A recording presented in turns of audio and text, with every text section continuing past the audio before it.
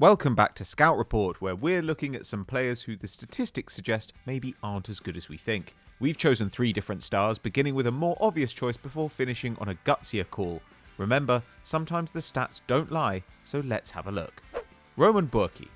We start with Borussia Dortmund's keeper Roman Bürki. The Swiss international left Freiburg to join BVB in 2015, handed the unnerving task of following in the footsteps of club legend Roman Weidenfeller. But to his credit, Bürki currently sits on 224 appearances for his new employers, and has only missed 14 bully matches in the past 6 years. The Dortmund hierarchy are clearly happy with their keeper, handing him a new contract last summer that runs through to 2023.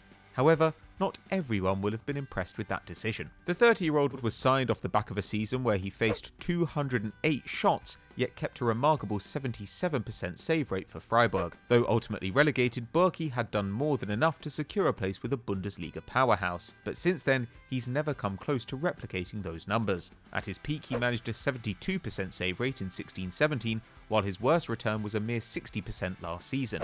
For context, only FC Köln's Timo Horn and Augsburg's Tomasz Kubek managed lower. The difference between the three is that while Kubek and Horn were among the busiest keepers in the league, Bürki was the complete opposite. No starting keeper faced fewer than his 3.02 shots on target per 90, with Manuel Neuer facing 3.3, yet making over half a save more per game and conceding on average less than 1 goal per match. There's further evidence that the statistics aren't lying when it comes to Bürki's form. According to post-shot expected goals minus goals allowed, the measurement used to calculate which efforts keepers should be keeping out, the 30-year-old has consistently underperformed. Though in 2017-18 he actually prevented 4.9 goals more than expected, that promptly dropped to minus 2.1 in 18-19 and minus 2.3 last season. This campaign alone, Bürki is already guilty of conceding 5.3 goals more than he should have, not helped by his dismal recent display against Borussia Mönchengladbach. His overall save rate may have improved to 69%, but that doesn't compensate for the flagrant mistakes which have cost his side dearly. Errors and lapses of concentration are nothing new to Bürki's game,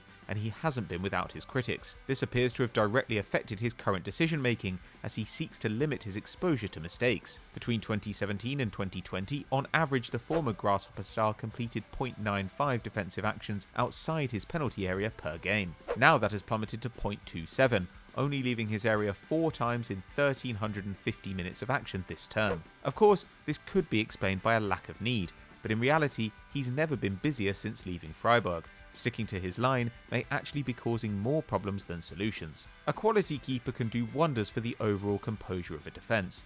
Just look at Liverpool and West Ham's issues without their respective number ones. And while Bürki is by no means a calamity, a club of Dortmund's stature should hope for more. Adama Traoré. We're happy to admit last season Football Daily were among the first people to sing Adama Traoré's praises. The Spaniard was simply unstoppable for Wolverhampton Wanderers. He dribbled past 161 people, made 101 carries into the final third, and put 32 crosses into the penalty area, the most in the division. As a result, the Barcelona Academy graduate ended the season on 4 league goals and 9 assists. Elevated to the Spanish national side, it appeared Traoré had finally unlocked the potential fans at Middlesbrough and Aston Villa had only seen in drips. Roll on 6 months, however, and the narrative around the winger has shifted once again. Traoré is yet to offer a single goal contribution this season, despite playing 1,126 minutes of football. The explosive dribbles are still there, no one has beaten more players than him so far, but the end product has all but dried up. That said, Traoré isn't totally to blame for the lack of assists. His shot-creating action still stands at 4.2 per 90, and he suffered from the absence of Raúl Jiménez. Last season, the Mexican converted 7 of Traoré's crosses, the best relationship in the Premier League. But this term, Traoré failed to assist Jiménez prior to his injury on the 29th of November, while 8 goals in their past 4 games means Wolves' current goal per game ratio of 1.1 is exactly the same without their star forward as it was with him last season. However, there are still no goal contributions for Traoré, and the 24-year-old's expected assist count is only 1.48, suggesting that the quality of his chance creation has been poor, a theory supported by the fact his overall crosses per game and their accuracy have both fallen on last term. Traoré should end his assist duck sooner rather than later, but finding the net himself may be another matter entirely. Though never a prolific scorer, an XG per 90 of 0.04 is still a damning reflection on his slump. At the time of writing, he's only managed 12 shots all season, with 4 of those on target. Only during his debut campaign with Middlesbrough has his shot per game number been worse, and what's more, the Spanish international is being forced further and further away from the goal. His average efforts have come from 20.6 yards out this season, continuing a 3-year decline. For context, fellow wingers Pedro Neto and Daniel Podence both consistently shoot from closer and have contributed 60 efforts between them. Traoré's shot distance may seem insignificant, but thanks to a history of erratic efforts from range with minimal success, he's only ever scored once for every 4 shots on target, so the further he's pushed from goal, the worse that conversion rate should get. According to The Athletic, Wolves decided to sell Diogo Jota and not Traoré as they believed the Spaniard still had much to improve, while Jota had reached his potential at the club. However, while their former Portuguese star has hit the ground running at Anfield with 9 goals in 17 appearances, Traoré has disappeared into his former shell. Though we're hoping to be proved wrong, there's every chance he simply overperformed last season, and we were wrong to expect the same again this term. Bernardo Silva.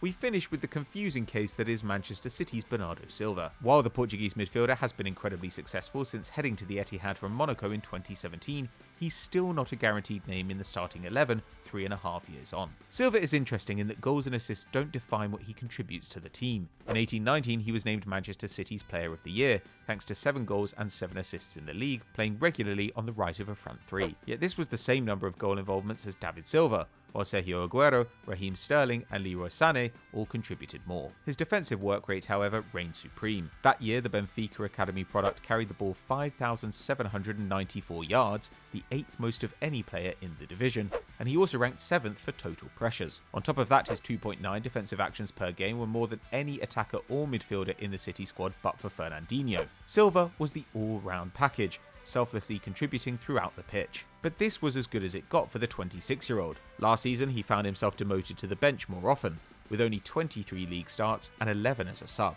This limited him to just over 2,000 minutes, yet he still managed to conjure up 13 goal involvements, with his attacking numbers marginally improving on the previous campaign. But with Riyad Mahrez raising his game and Kevin De Bruyne excelling with 34 goal involvements, Silva struggled to find a consistent position to best accommodate his skill set. The loss of David Silva should have handed him an opportunity to find a permanent starting role in midfield. However, the main beneficiaries of the Spaniard's departure appear to be Phil Foden and Ilkay Gundogan. According to The Athletic, Guardiola prefers Gundogan over Silva next to De Bruyne in the midfield, thanks to his stronger ability to dictate tempo and quicker distribution. And the stats support this theory. The German completes 67 passes per 90 on average compared to Silva's 47, and does it with a narrowly better success rate. Gundogan dribbles less, yet is more incisive with his actions, creating 3 shots from dribbles to Silva's 1. Defensively, the former Monaco man is superior, but considering Man City regularly enjoy 60.5% possession, it's clear Guardiola is more concerned with utilising midfielders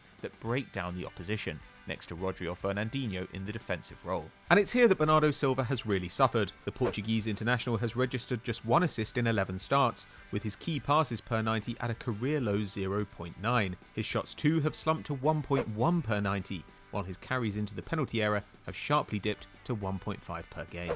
It should also be considered that on 5 occasions Silva has been asked to play as a false 9, but has just 1 goal to his name. Gundogan and Foden have struck 9 times combined. Once again, it's important to reiterate that Bernardo Silva is by no means a poor player or undeserving of praise. Transfermarkt even value him at €70 million, but with his best position still undefined and attacking numbers lagging behind the world's best number 8s, it's difficult to see who would ever pay that for him in the current climate. So those are our players who the stats suggest are not quite as good as you may think, but what did you make of our list? Let us know in the comments below. If you enjoyed this video, drop us a like and subscribe to the channel, hit the notification bell to never miss an upload. We'll see you next time.